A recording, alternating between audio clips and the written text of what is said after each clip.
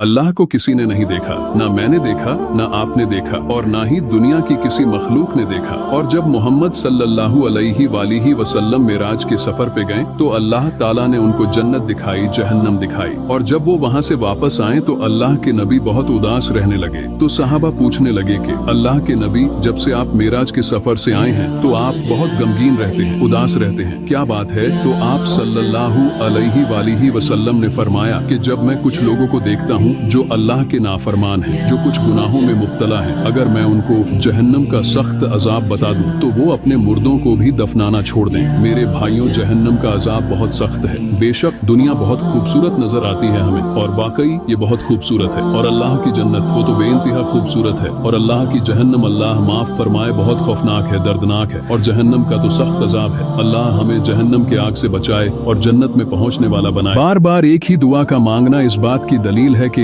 जब अल्लाह तुम्हारे दिल से किसी चीज का ख्याल नहीं निकालता तो वो उसी चीज को तुम्हारी हकीकत बना देता है। अगर अल्लाह तुम्हारा दिल नहीं बदल रहा है तो यकीन रखो वो तुम्हारे नसीब बदलने पर राजी है। दरअसल कुछ मांगने वाली अदा ही ऐसी होती है जो उसे बहुत प्यारी लगती है और वो इस अदा को बार बार देखने के लिए कबूलियत का वक्त बढ़ा देता है। अगर वो उस चीज को तुम्हारे जहन और सुओं से नहीं निकाल रहा है जो तुम चाहते हो तो जान लो दुआ कबूल हो चुकी है। ये जरा सी देरी अल्लाह से मुलाकात का बहाना है। जिस पुकार को वो हर दफा तुम्हारे मुंह से सुनना चाहता है, फिर वो उसे इनकार कैसे कर सकता है? मांगने की शिद्दत कबूलियत की सबसे बड़ी दलील है। तुम्हारी लगातार दुआ तुम्हारा मुकद्दर बदल देती है। जब अल्लाह को तुम्हारा मांगने का अंदाज पसंद आ जाती है तो देने में जरा सी ताखीर करता है ताकि तुम्हारी आवाज बार बार सुनाई देती रहे। जब वो देखता है कि मेरा बंदा मेहनत कर रहा है, सब्र कर रहा है और तवक्कुल कर रहा है तो वो कुन फरमाने में देर नहीं करता। तो बस इसलिए तुम अल्लाह से दुआ करते रहो, इंशा अल्लाह ताला तुम्हारी चाहत को तुमसे मिला देगा। अल्लाह ताला हम सभी की दुआएं कबूल फरमाए और जाते जाते हमारे पेज को फॉलो करते जाए ताकि आपको हमारी अच्छी अच्छी बातें मिलती रहे।